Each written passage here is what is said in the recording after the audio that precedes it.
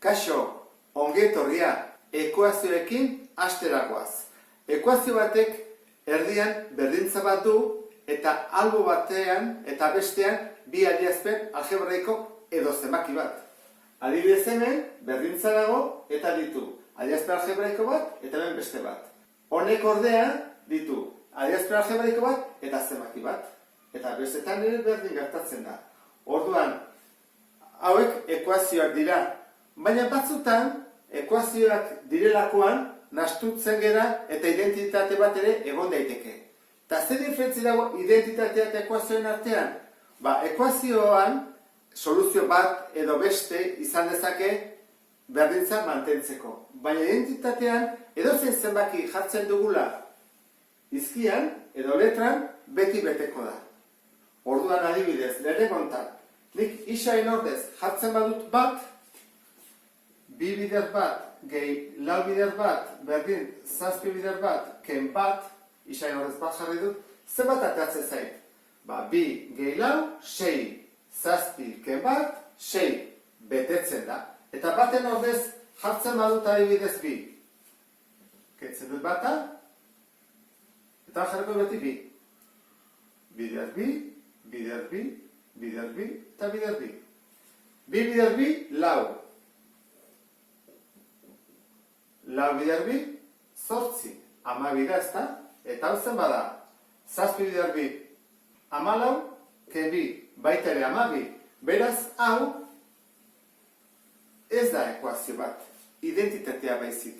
Beti betetzen da. Berdin da, zenbaki jartzen duten hemen, bata bidean minus lau edo bost, beti betetzen da. Hasten batzea pixka pentsatzen, bi isa, gehi lau isa zenbat dira, 6 isa. Eta zazpi isa, ken bat isa, 6 isa. Beraz, berdina da, hau da, identitate bat da. Bitartean, lau hauetan, zer gertatzen da? Soluzio bat edo bi izango dituztela. Horregatik dira ekuazioak. Horran, bi hitz hauek ulertuta, goazen hurrengo zatira. Atala. Zer da atala?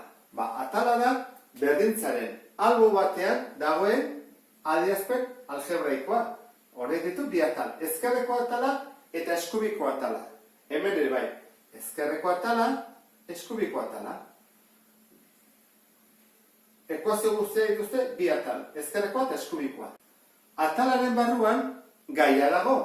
Zer da gaia? Atalaren barruan dauden batu gaiak. Adibidez, hau eta hau. Biak dira gaiak. Hau, beste hemen, beste bi daude, ezta? Hemen beste bat, dela batu gaiak dira kasu honetan. Zer diferentzi dago adibidez, isa duena eta ez duenen artean. Hau dela gaia, eta hau da gai askea. Gaia, gai askea, gaia, gai askea, gaia, gai askea. Hori da. Eta ez ezaguna, izango da letra. Orduan, hemen ez ezaguna zein da isa. Eta hemen, bi ez ezaguna da, baina biak isa dira, beraz, balio berdina izan behar dute. Hemen ez ezaguna i da. Eta hemen, isa laukasuetan. Maila. Ekuazioen maila izango da, batu gai guztien artean, maila altuena duena. Adibidez, hemen, zein da mailarik altuena? Bat. Hemen, bat.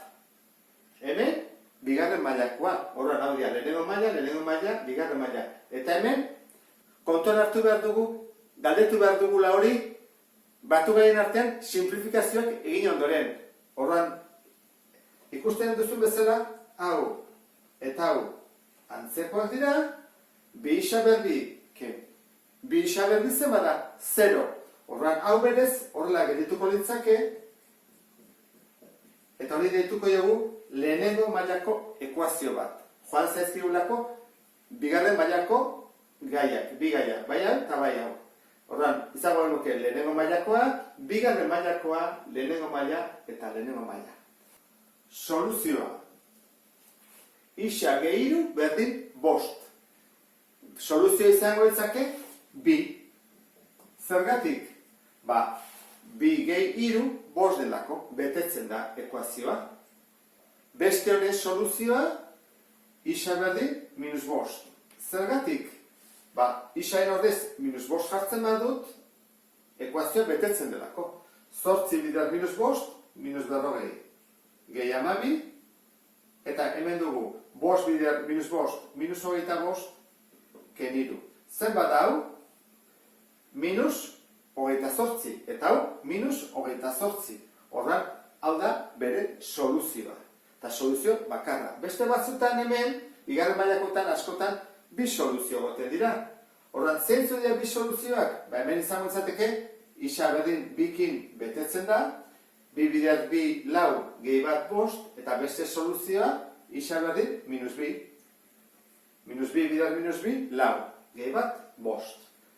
Eta beste kasu honetan, izango litzake minus bat. Minus bat, berdin, bi bider minus bat da minus bi, gehi bat, minus bat. Eta ebaztea, zer izango litzake? Ekuazioaren soluzioa aurkitzea. Orduan, hori aurkitzeko, prozedura bat dago, algoritmoak daude, eta hori da, gai honetan landuko dugun zatirik nagusiena. Eta sarrera honekin, ulertu dezulelakoan, beste bat arte, agur.